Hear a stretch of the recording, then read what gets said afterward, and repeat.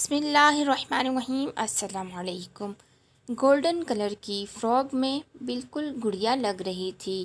Black three piece میں علی بھی نہایت شاندار لگ رہا تھا۔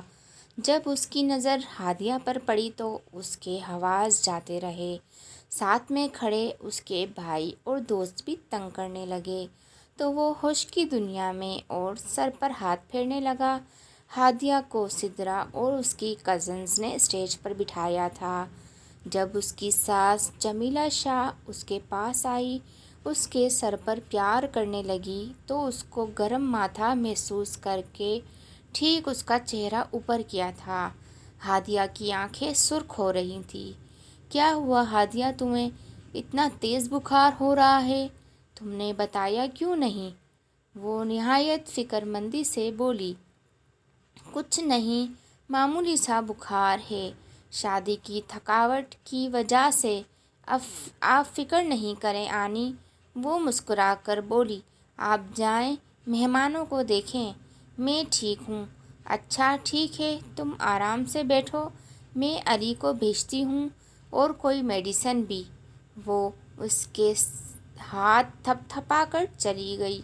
کچھ دیر کے بعد علی پانی اور میڈیسن لے کر آیا اور ہادیہ کو گور کر دیکھا اور بولا، کیا ہو گیا؟ ویسے تو بڑی پھولوں کی دیوی بنتی ہو، اب کیا ہو گیا جو اتنے نخرے کر رہی ہو؟ کھاؤ اور میری جان بخشو۔ پتہ نہیں اور کیا کیا سننا پڑے گا، وہ بول رہا تھا اور ہادیہ بھیگی آنکھوں سے اس کو دیکھ رہی تھی۔ وہ گولیاں لے کر کھا لی اور ایک ہی سانس میں پانی پی کر اپنی آنکھیں صاف کرنے لگی۔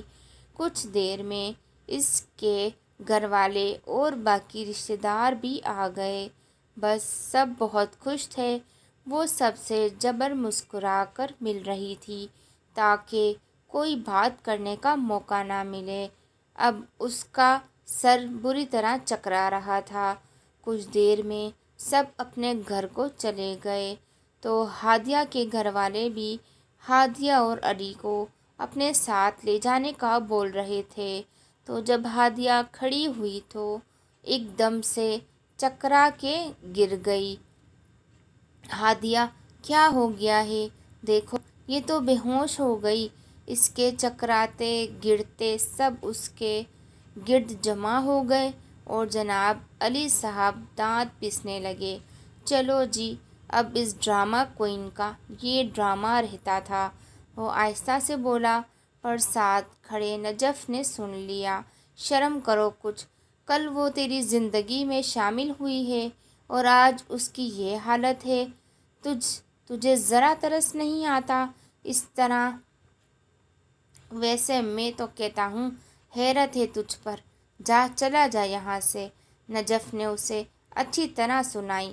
وہ غصے میں کھڑا سنتا رہا۔ یہ تم دونوں ادھر کیا کر رہے ہو؟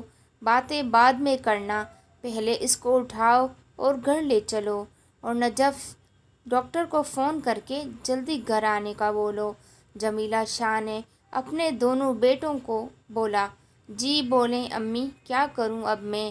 علی ایک نظر بھائی کو دیکھ کر اپنی ماں سے بولا، جو ہادیہ کے منہ پر پانی مار کر اس کو ہوش میں لانے کی کوشش کر رہی تھی، جبکہ علی کی دونوں بہنیں اس کے ہاتھ سہلا رہی تھیں۔ ہادیہ کی بہن اس کے پاؤں رگڑ رہی تھی۔ اس کی امی اس کو دیکھ کر رو رہی تھی۔ کرنا کیا کروں؟ کیا کیوں بت بنے کھڑے ہو؟ بچی کو اٹھاؤ اور گاڑی میں ڈالو۔ اقرار شاہ، جو کب سے علی کو دیکھ رہے تھے، نہایت غصے سے بولے، امی میں اٹھاؤں اس کو؟ پرواہ کیسے ہوگی، میں یہ نہیں کر سکتا۔ ابو ہکلاتے ہوئے بولے، بچی کا یہ حال دیکھ کر بھی تمہیں مذاق سوجھ رہا ہے؟ صاحبزادی بیوی تمہاری ہے تو تم اٹھاؤ گے۔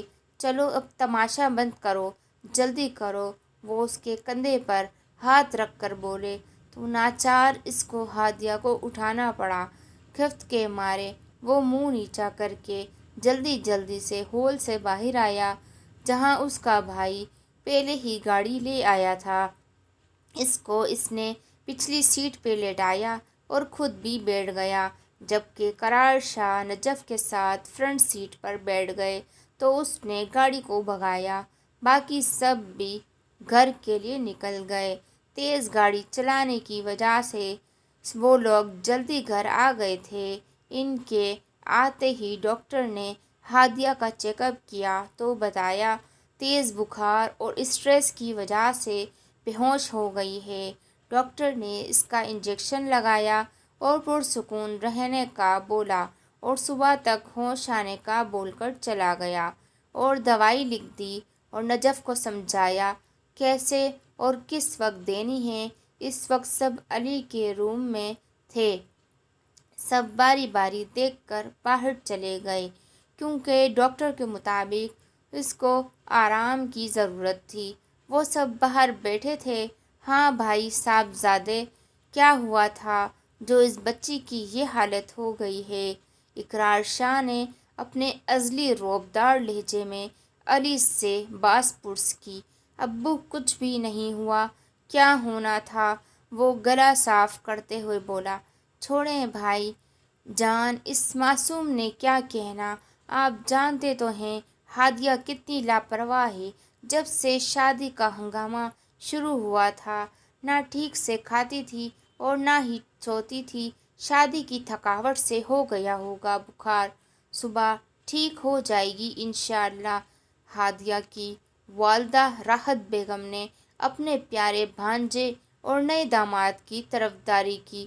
چلو بخار تھکاوٹ سے تھا اور اسٹریس کیوں ہوا اس بچی کو یہ جان سکتا ہوں میں؟ اقرار شاہ بولے۔ تب ہی نجف بھی اپنے والد کے ساتھ آ کر بیٹھا ہوا تھا۔ اس نے علی کو اوپر جانے کا اشارہ کیا۔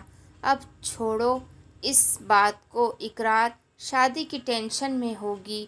تم بھی بات کے پیچھے پڑ گئے ہو یار، کب سے خاموش بیٹھے؟ نعمان ملک نے کہا، جو ہادیہ کے بابا اور اقرار شاہ کے جگری دوست تھے۔ پلیز میری ویڈیو کو like, share, subscribe and comment ضرور کیجیے۔ جزاک اللہ۔